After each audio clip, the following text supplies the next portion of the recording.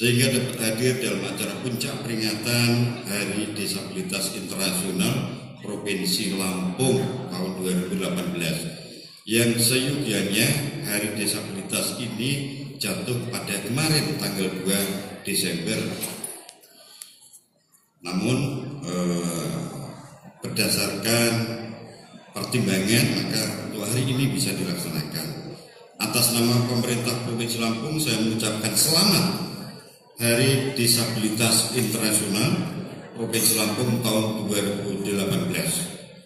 Semoga dapat kita jadikan momentum untuk meningkatkan kesadaran dan kepedulian terhadap penyandang disabilitas. Hadirin yang saya hormati, kita ketahui bersama sesuai dengan amanat Undang-Undang Nomor 4 Tahun 1997 ini tentang penyandang cacat dan Undang-Undang Nomor 19 Tahun 2011 tentang pengesahan Konvensi Hak-Hak Penyandang Disabilitas, pemerintah daerah, sekali lagi pemerintah daerah Provinsi Lampung ini sudah berjuang untuk memenuhi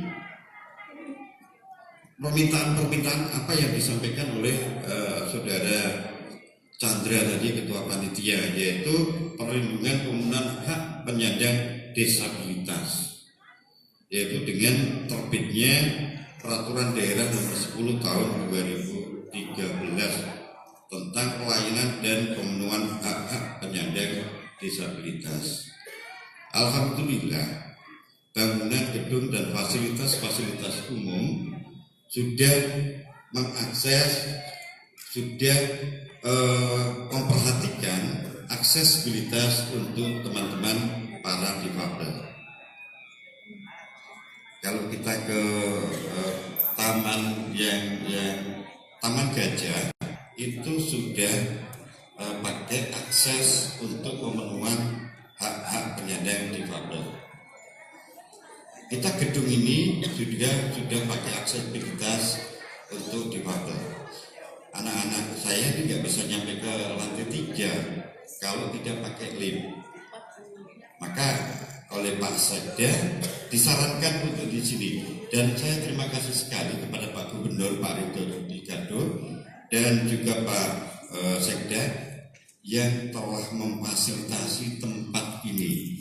Anak-anakku sekalian, saudara-saudara sekalian, biasanya di tempat ini hanya untuk kegiatan-kegiatan yang terhormat. Nah, ini dipakai untuk Hari Disabilitas